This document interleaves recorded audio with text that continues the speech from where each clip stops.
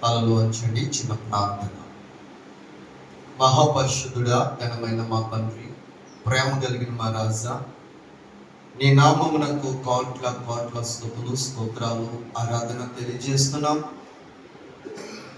నీ కృపలో మమ్మలను ఆగస్టు మాసం మొదటి వారానికి మమ్మల్ని అందరినీ చేర్చారు. మొదటి వారానికి మీరు మమ్మల్ని అందరినీ నడిపించారు. అందును బట్టి నీకే కృతజ్ఞత, స్తుతులు, స్తోత్రాలు, ఆరాధన తెలియజేస్తూ, వాక్యమై ఉన్న దేవా, నీవు ఆత్మీయమైన ఆహారము మా అందరికీ వండి మా అందరికీ అప్పము కాల్చినట్లుగా నాయనా, అది అపురూపముగా మా అందరికీ మీరు వడ్డించమని ప్రార్థన చేస్తున్నా. నీ మాట కాకుండా నా మాట నా నాలుకంట రాకూడదు నాయనా. కేవలము అది నీ వాక్యము తప్ప నాయన మా ఉద్దేశాలు, మా యొక్క ఆయన స్వచిత్తం ఏమీ పనికి రాకూడదు. సొంత బుద్ధి ఏమాత్రము పనికి రాకూడదు. యేసు నామములో అది బంధింపబడును గాక.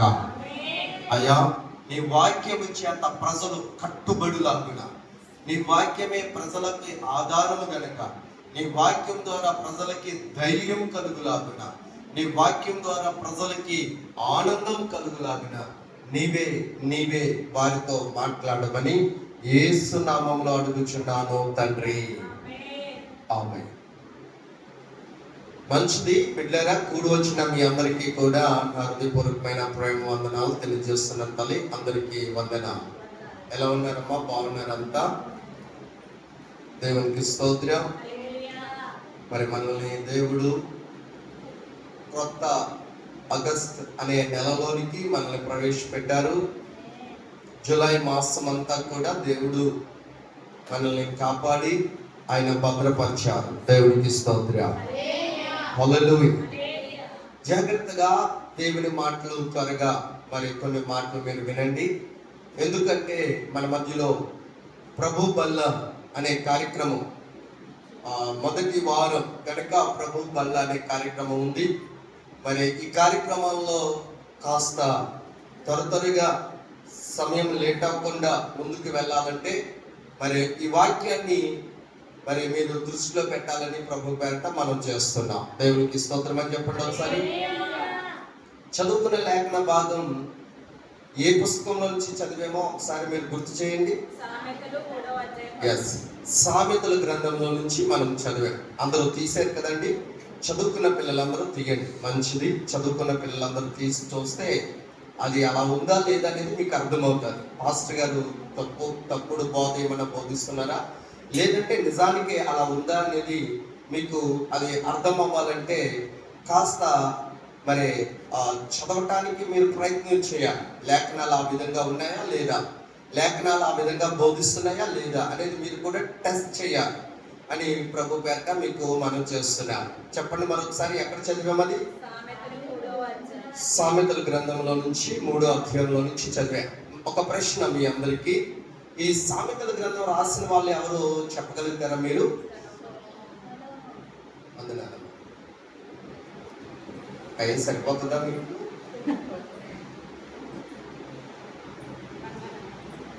ఆరాధన లేదు. సామెతల గ్రంథంలో ఇది మనం చదివాం. చెప్పండి, సామెతల గ్రంథం రాసిన గ్రంథకర్త ఎవరో చెప్పగలుగుతారా మీరు?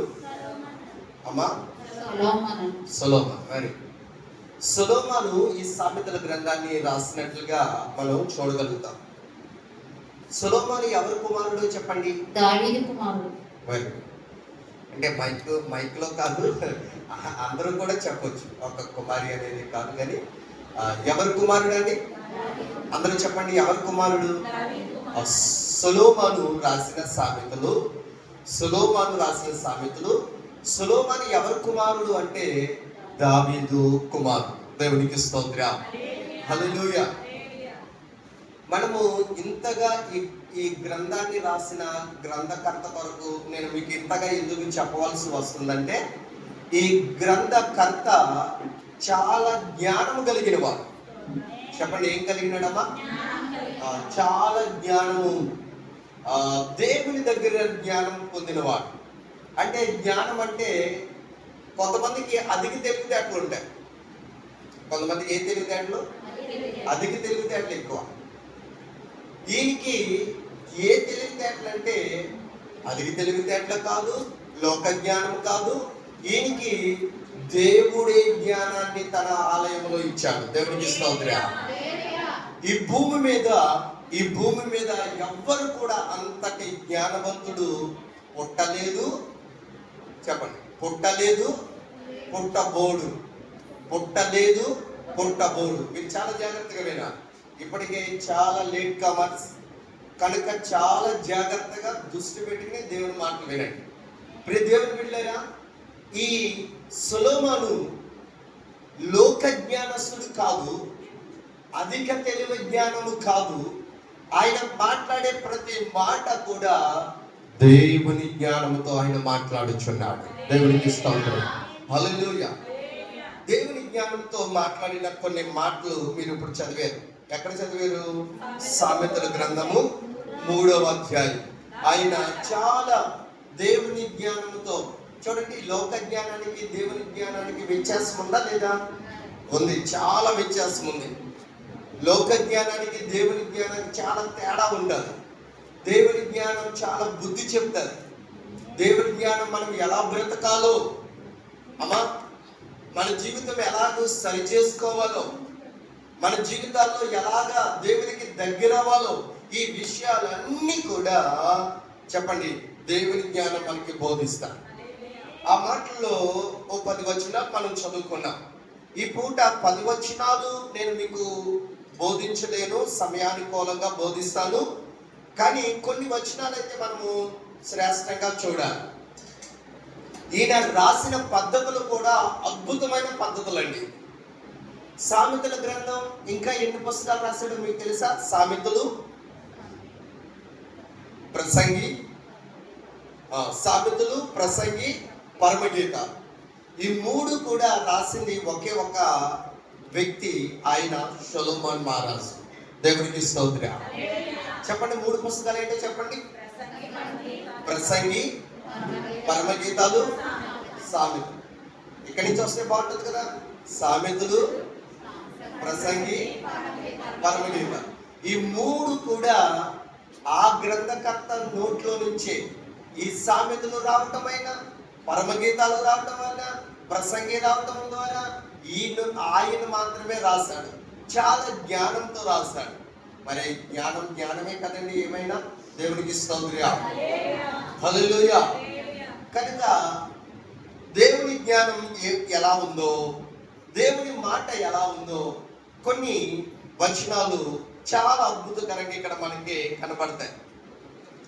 మీరు 2వ వాక్యంలో ఒక మాట చదవండి. 2వ వాక్యంలో అవి దీర్ఘాయువు. అవి సామెతలు గ్రంథము ఎలా రాయబడ్డదంటే, ఇది ఒక పద్య రూపంలో కావ్యం. అంటే కవితలు రాస్తారు చూసారా, కవితం రాయబడుతుంది చూసారా. అలాగా కవితం రాసినట్లుగా రాశాడండి. దీన్ని విన్నారా? ఎలా రాశాడు చెప్పండి. కవితం అంటే ఒక కవి ఏం రాస్తాడంటే కవితం రాస్తాడు. అలాగే ఈయన జ్ఞానము కలిగిన వాడు గనక, దేవుని జ్ఞానం పుష్కలంగా ఉంది గనక, ఒక అద్భుతమైన కవితం 1వ వచనం నుండి 10 వచనాల్లో మనకి కనబడతాయి. దేవునికి స్తోత్రం. మీరు 2వ వచనం మొదటి 2 మాటలు చదవండి. అవి దీర్ఘాయు. 4వ వాక్యం మొదటి వాక్యం చదవండి. అప్పుడు దేవుని దృష్టి అందు. అలాగే 6వ వాక్యం లాస్ట్ లైన్ చదవండి. లాస్ట్ లైన్ అన్నాను కదా. అప్పుడు అది లాస్ట్ లైన్. అప్పుడు ఆయన నీ త్రోవలను సరళము చేయు. 8 మొదటి లైన్ చదవండి. అప్పుడు నీ దేహమునకు ఆరోగ్యము కలగజేయు. 10 మొదటి లైన్ చదవండి. హల్లెలూయా. రెండు చేతుల పైకి దేవునికి స్తోత్రాలు చెప్పండి. ఇక్కడ మీరు గమనించారా కవి ఎలా రాస్తాడో? కవి